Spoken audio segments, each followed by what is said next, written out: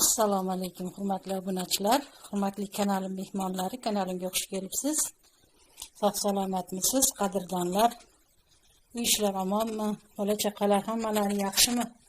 Bugun men sizlarga ukropli, qavatlari qat-qat bo'ladigan qatlama qilib ko'rsatmoqchiman. Marhamat. Buning uchun bizga kerak bo'ladi 1 osh qoshiqda tuz olamiz. To'ldirmaymiz, bez solamiz.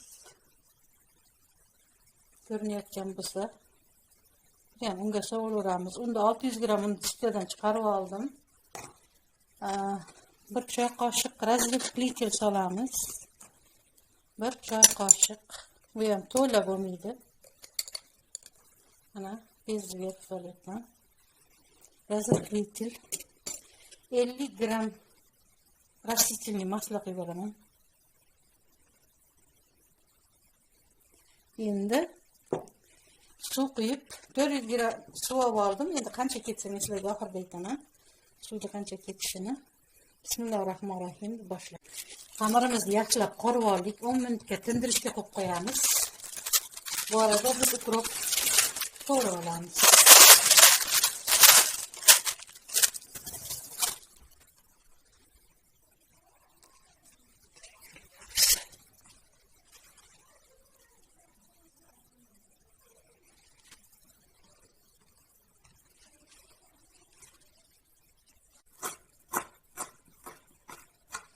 Hozir endi ukroplarim огородlardan chiqib qoldi. Parniydik emas. To'g'rab oldik. Endi xamirimizga surtiladigan yog'imizni tayyorlab olamiz. Topilgan masla.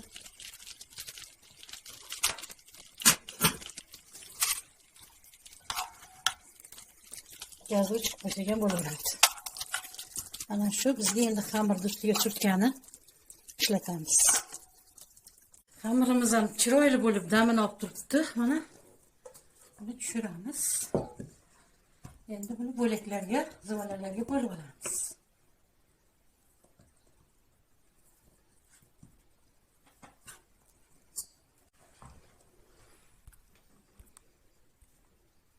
Oltita zivolacha qilib oldim. Ustini yopib, ozgina dam berib qo'yamiz. Yoyilishi oson bo'ladi. Mana endi xamirimizni yoyib boshlaymiz. Makka jo'xori kraxmalida yoyamiz. Bismillahirrohmanirrohim.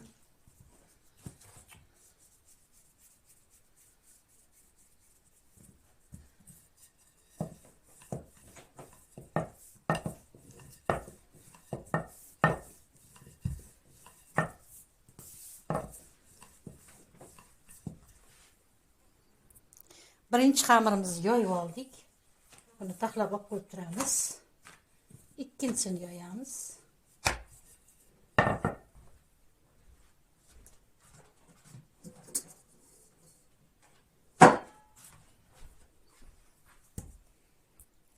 Ikki dona zivolamizni yoyib oldik.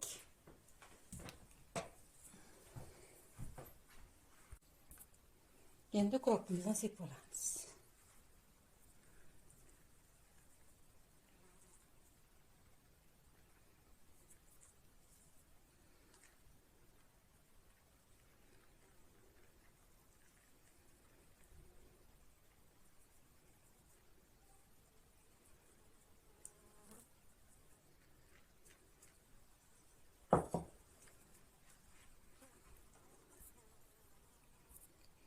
Ukrop sepib, kraxmaldan ham sepib oldim. Qavatlari qat-qat bo'lishida kraxmalning yordami katta.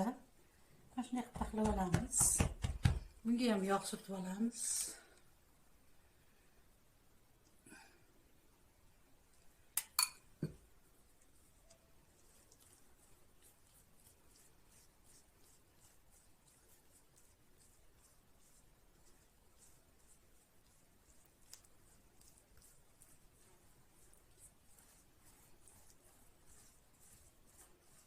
Shunaqa 6 ta zivolamdan menda 3 ta qatlama bo'ladi. Xudo xolasa ozgina ukrop tashlayveramiz bunga ham. Endi burchagini boramiz. Buni ham yog'lab olamiz.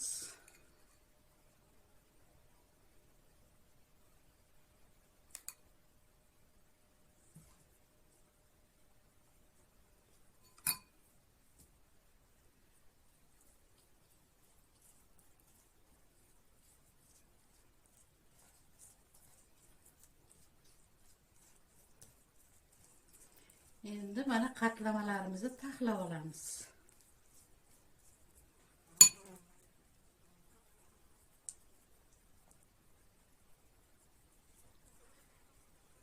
Bunisini bu yoqqa olib boramiz, taxlaymiz. Mana bunisini ham bu yoqqa olib kelamiz. Mana shunday qilib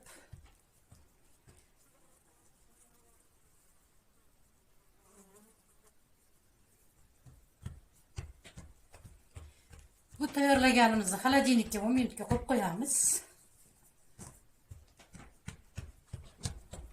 Qolganlarini yoya boshlaymiz. Endi birinchi tayyorlab xolodilnikka solib qo'yganimizni yoyib pishirib ko'rsataman.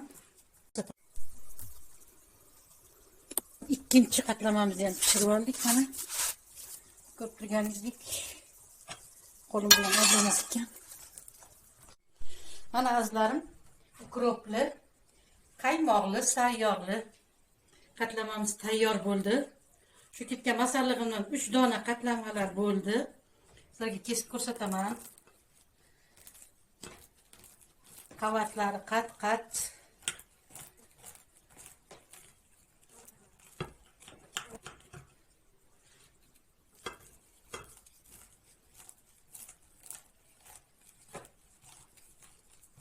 Issiq.